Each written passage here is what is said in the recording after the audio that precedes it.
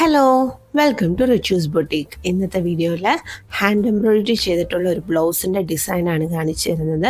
അപ്പോൾ ബ്ലൗസിൻ്റെ back side ചെയ്തിട്ടുണ്ട്, അതുപോലെ ഫ്രണ്ടിലെ റൈറ്റ് സൈഡിലെ ഷോൾഡറിൻ്റെ അവിടെ ചെയ്തിട്ടുണ്ട്, അതുപോലെ രണ്ട് കൈയും ചെയ്തിട്ടുണ്ട്. അപ്പോൾ ആദ്യമായിട്ട് ഞാൻ ബാക്ക് ഡിസൈനിൻ്റെ വർക്കാണ് കാണിക്കുന്നത്. ബാക്ക് ഡിസൈൻ ഇതുപോലെ വരച്ചു കൊടുത്തിട്ടുണ്ട്. അത് കഴിഞ്ഞിട്ട് 3 ലെയറായിട്ട് നമ്മൾ ആരി വർക്കിൻ്റെ ബോർഡറാണ് കൊടുക്കുന്നത്. അപ്പോൾ ആരി വർക്ക് ചെയ്യാൻ അറിയില്ലാത്തവർക്കാണെങ്കിൽ ചെയിൻ സ്റ്റിച്ച് പോലെ ചെയ്ത് വെച്ചാൽ മതി. പക്ഷെ ബോർഡർ എന്തായാലും കൊടുക്കണം.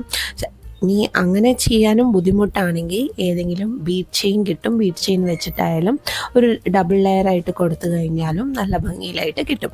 അപ്പോൾ ഇതുപോലെ ആരി വർക്ക് ചെയ്ത് 2 ലെയറായിട്ടുള്ളത് 3 ലെയറായിട്ട് ഇതുപോലെ ചെയ്തെടുത്തിട്ടുണ്ട്.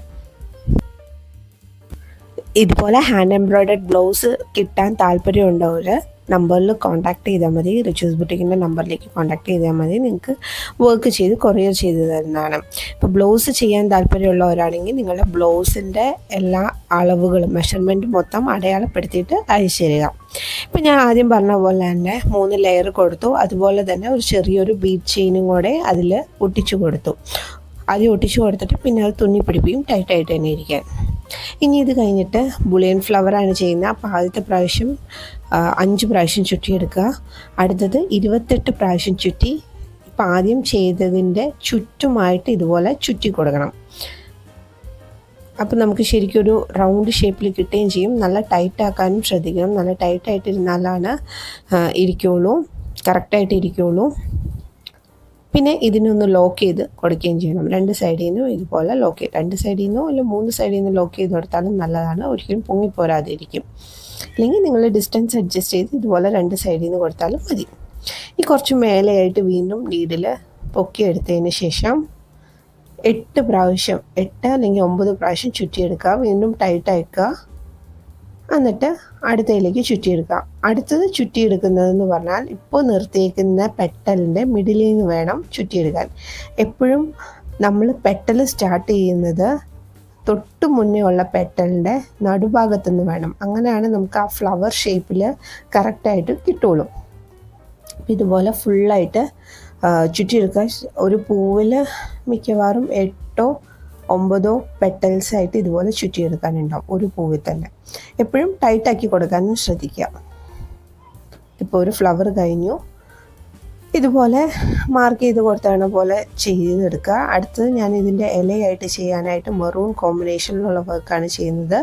സാരിയുടെ കളറ് മെറൂണും ബ്ലാക്കും ആയതുകൊണ്ടാണ് ഈ ഒരു രീതിയിൽ ചെയ്തെടുക്കുന്നത്. അപ്പോൾ മെറൂൺ കളർ ഇലകളായിട്ടാണ് ചെയ്യുന്നത്. ഇലകൾ ചെയ്യാനായിട്ട് ലേസി ഡേസി സ്റ്റിച്ചാണ് ചെയ്യുന്നത്.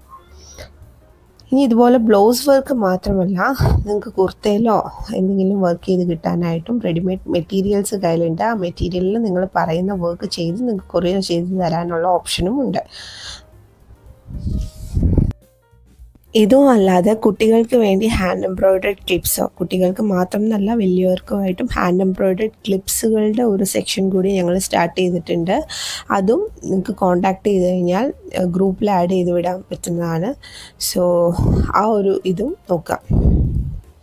അതിൽ കുട്ടികളുടെ ഒത്തിരി വെറൈറ്റി പേജസും ഉണ്ട്. റിച്ചൂസ് ഹാൻഡ് ക്രാഫ്റ്റഡ് ആക്സസറീസ് എന്നാണ് ആ ഒരു പേജ്.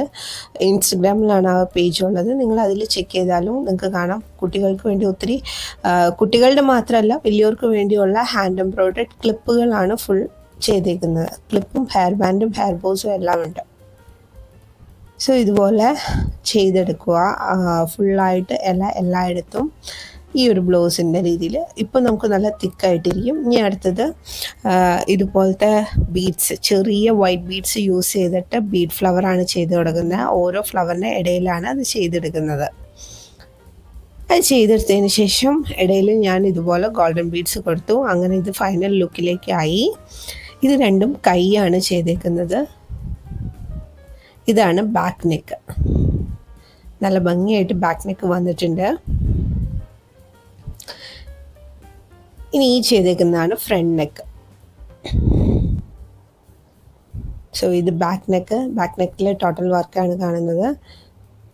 ഇത് ഫ്രണ്ട് നെക്കിൻ്റെ വർക്കാണ് കാണുന്നത്.